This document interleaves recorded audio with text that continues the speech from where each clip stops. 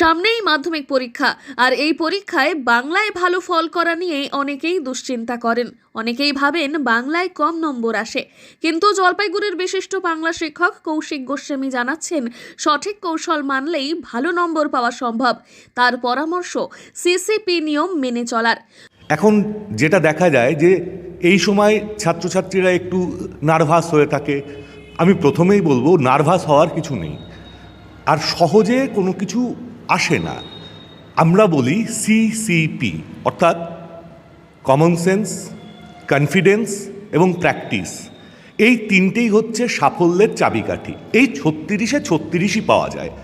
কাজেই যারা বলেন যে বাংলায় খুব বেশি নাম্বার পাওয়া যায় না, ব্যাপারটা তা নয়। একটু যদি বুদ্ধি করে পড়াশোনা করা যায়, যেমন ধরো তোমাদের 5-এর প্রশ্ন, গদ্যের প্রশ্ন লিখতে হয় 1টা, থাকে 2টো।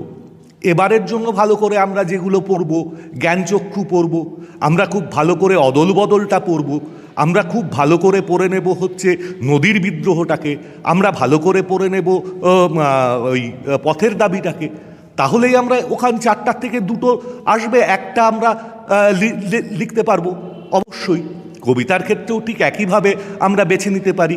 আমরা বেছে নিতে পারি অভিষেককে, আমরা বেছে নিতে পারি অস্ত্রের বিরুদ্ধে গানকে, আমরা বেছে নিতে পারি অসুখী একজনকে। এভাবে বেছে বেছে যদি আমরা বড় প্রশ্নগুলোর জন্য রেডি হই, তাহলে অনেক সহজে অনেকটা পথ আমরা অতিক্রম করতে পারি, সহজে অনেক নাম্বার। এবার সবচেয়ে যেটা সমস্যার হয় সেটা হচ্ছে কোনি, তোমাদের সহায়ক গ্রন্থ যেটা, সেই কোনি থেকে বিশেষ বিশেষ কিছু জায়গা আছে, যে জায়গাগুলোকে মাথায় ভালো করে ঢুকিয়ে নেওয়া দরকার। যেমন আজ বারুনি, এটা দিয়ে প্রশ্ন আসে অনেক সময়। আমরা দেখি যে 4 বছরের মধ্যে প্রজাপতি রানা মেলে দিয়েছে, এগুলো থেকে প্রশ্ন আসে।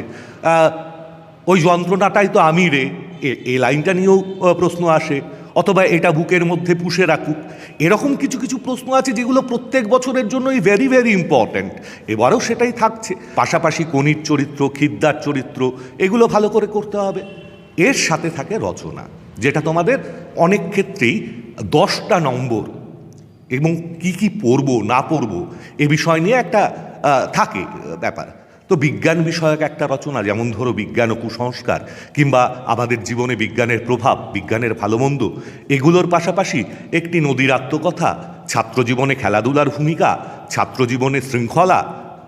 আমরা আমাদের মতন করে লিখতে যদি পারি, তাহলে নাম্বার আপনি আসবে। ভয় পাবে না, নিজের উপর বিশ্বাস রাখো। এতদিন ধরে সারা বছর যেভাবে বইটাকে খুঁটিয়ে পড়েছো, এই শেষ 7 দিন এসো, আরেকটু সকলে মিলে আমরা পড়াশোনা করি, আরেকটু আমরা আমাদের পরীক্ষার দিকে ফোকাস করি, নিশ্চয়ই ভালো রেজাল্ট হবে। জলপাইগুড়ি থেকে সুরজিৎ দে রিপোর্ট, লোকাল 18 বাংলা।